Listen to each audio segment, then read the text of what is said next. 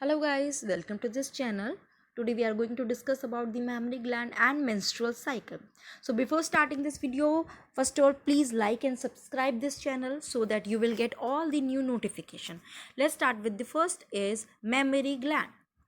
So mammary gland, it consists of two type of tissue. The first one is the glandular tissue, and the second one is the fat.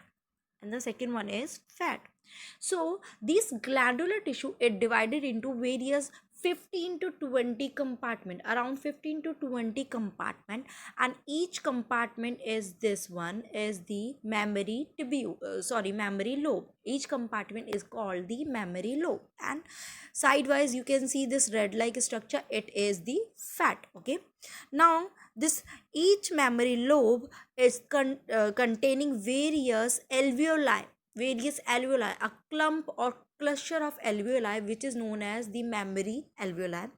And these cluster of alveoli, they open into a common duct or common tube which is known as the mammary tubule. Now this mammary tubules of the all mammary tubule, they combine and open into a duct known as mammary duct. You can see this green one structure, it is the mammary duct. And ultimately it all the mammary duct, they this mammary duct, they open into a swollen structure which is called the ampulla. And now this ampulla, this along with this lactiferous duct, it open outside through nipple and secrete the milk. So this is how this each one compartment has the arrangement of alveoli, and each alveoli which will connect ultimately through the lactiferous duct and ultimately release the milk. Okay, so actually where the milk get formed, the milk form in these alveoli. If I'll enlarge this one picture, so it is a clump of alveoli, and each alveoli, in the lumen of this alveoli, milk is secreted and stored till it is secreted so when it is secreted after the birth of child, the milk start secreting. So this is how the structure of mammary gland is arranged in the form of this compartment. So this is all about the mammary gland. Let's proceed for the menstrual cycle. Just let's proceed of menstrual cycle. Okay, so as you know, the menstrual cycle, it comes in every month. Okay, and this menstrual cycle, it start or it lasts for 0 to 28 days. It means what? There are some cyclic changes occur in the female primates, and these cycle are called the menstrual cycle, and it lasts from 0 to 28 days. Okay, now beginning of puberty means what? Starting of the menstrual cycle is called the menarche. And when it occur, as you all know, it start around 13 years. From the 13 years it start, and when this menstrual cycle stop processing or stop producing, then this process or this phase is known as menopause. Okay, now each menstrual cycle, it has four phases. The first is menstrual phase, second follicular, also known as proliferative phase, third ovulatory phase, it is also known as LH surge, and the fourth one is luteal phase. Let's have a look how it proceed. This is the whole menstrual cycle. As I told you, the first is menstrual phase. What happened in menstrual phase? First of all, what happened? All the endometrial line, see, this one is the endometrial lining. Okay, or you I'll say the uterus lining. This one, the hormone secretion, hormone events, whatever the hormones events means what? They are mainly ovarian hormone. Okay, the hormone which are secreted from the ovaries or from the follicles, they are called ovarian hormone. And the hormone secreted from the pituitary gland are called the pituitary hormone. So what are the pituitary? LH and FSHG are the pituitary hormone. Okay, now let's have a look about the menstrual cycle.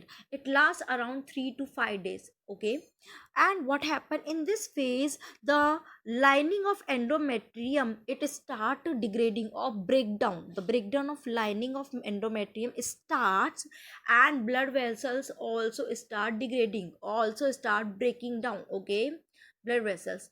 And along with this secretion of blood vessels, endometrium line, some new one more thing also secreted, that is the unfertilized ova. Unfertilized ova, okay, or you can say unfertilized egg.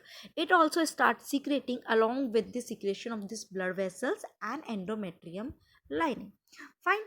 Now, after 3 to 5 days, the next phase come, which is called the proliferative phase or the follicular phase. What happened in this phase? In this phase, the new follicles, they are means what, the primary follicle, it is start developing into the secondary follicle, then tertiary follicle, and last it converted into the mature one follicle, which is also called the Graafian follicle. Okay, now these changes, how it occur, and which hormone is responsible for these changes, because during this development some hormone also start secreting, like the LH and FSH, as well as the estrogen. Okay, so these LH and FSH from the pituitary gland, it starts secreting and increasing its level. Okay, and because of this, they the primary secondary follicle, they are also developing, and these follicle responsible for secretion of this estrogen hormone. Okay, so due to these three hormones, what happened, the follicles developed, and at last when there's a high peak of this LH and FSH, okay, high peak of this LH and FSH, which occur on the 14th day, and at this day, due to this LH peak, what happened, ovulation occur, means what, the ova release from the mature follicle, or you can say the Graafian follicle, it got rupture, you can see over here, and the ova release. This process is called the ovulation or ovulatory phase also, you can say. At this phase, because the level of LH is very high, which is actually responsible for rupturing of this follicle, so this is also known as the LH surge. Okay, as this phenomena, it is asked so many time in exam, so please learn it very well. Okay, so it is known as LH surge. Now after this, what happened, yes, one more thing also, simultaneously the endometrium wall also start preparing, or start becoming, or start thickening, due to its own proliferation of cells, its proliferation of its own cells. Okay, now what happened, due to the breakdown of this ovulation, sorry, Graafian follicle, now this rupture Graafian follicle converted into a structure which is known as corpus luteum, which is known as corpus luteum. Okay, now this corpus luteum is actually responsible for secreting the progesterone hormone. Now the level of progesterone hormone starts increasing, and all the other hormone like LH, FSH, estrogen, their level does not increase too much, because now follicles is has been ruptured, because follicle has been ruptured. So this corpus luteum start producing progesterone. Now what is the role of this progesterone? This progesterone hormone, due to this hormone, the endometrium line, it start become thickening, and start preparing itself for the upcoming fertilized egg. Okay, because in every cycle, the ideally this endometrium line, it's prepare itself for the upcoming fertilized egg, because it think that there will be some fertilized egg will come, so it has to prepare for that fertilized egg to get implanted. Okay, so that's why this endometrium line, it's start thickening. And this progesterone, what it also do, it reduce or minimize the endometrial lining movement. Okay, that enhance the chances of pregnancy. Okay, and after the implantation, what happen, further, if yes, one more alternately, if there is no fertilized egg, if there is no fertilization, then what will happen, continuously the progesterone hormone secretion, it start increasing. This will have a negative feedback, as I've told you, the hormonal control. So it start giving a negative feedback, that there is no more need of progesterone, please stop secreting this progesterone. And because of that, what happened, it has a negative feedback on the hypothalamus, and as well as the pituitary gland. And pituitary gland, what it do, it start decreasing the LH and FSH secretion, and ultimately the progesterone secretion also start decreasing. Here you can see this red lining. Now when the progesterone start decreasing, what happened, this corpus luteum, now it is converted into a degenerating white body which is called the corpus albicans. Okay, last one, it is not written over here, it is the corpus albicans. This corpus albicans, what it do, it it do the rapid movement in the uterus lining and cause the starting of this menstrual cycle, and again the menstrual cycle begin.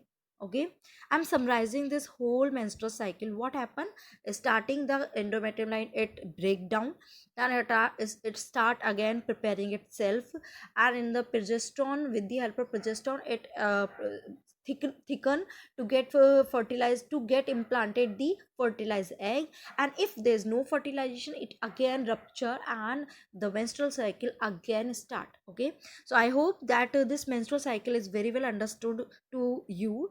Let's have a look of one question on based on this menstrual cycle. You will be clear much better about it.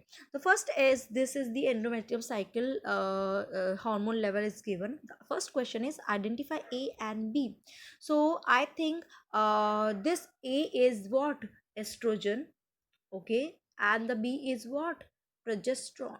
It is the progesterone, right? Specify the source of hormone mark in the diagram. Okay, now what is the source of estrogen? As I told you, the source of estrogen is what, follicles, all the follicles. And when the ovulation occur on the 14th day after, what structure form, corpus luteum, which is the source of progesterone. So progesterone source is what, that is the corpus luteum. Corpus luteum, right? Okay, so let's have a next question. Reason out why A peaks before B. Because initially the follicle development was taking place, not the corpus luteum. That is why A peaks before the B, because after the rupture of follicles, then only the corpus luteum get formed and it start producing the progesterone hormone. Compare the role of A and B. The A role is what, to help in development of the follicles, and the role of B is what, to maintain the pregnancy, right? Under which condition will the level of B continue to remain high on the 28th day? Yes, when there will be a pregnancy. If there is a pregnancy, then what will happen, the peak of progesterone, it remain high till the 28th day. But if there is no fertilized egg, then it start reducing due to the high titer of progesterone, which give a feedback control. That is why it start decreasing. So I hope till now you all are very much clear about the menstrual cycle. And please, if you have any doubt, write in comment box. I will answer all the questions. And thank you all of you. Thank you very much.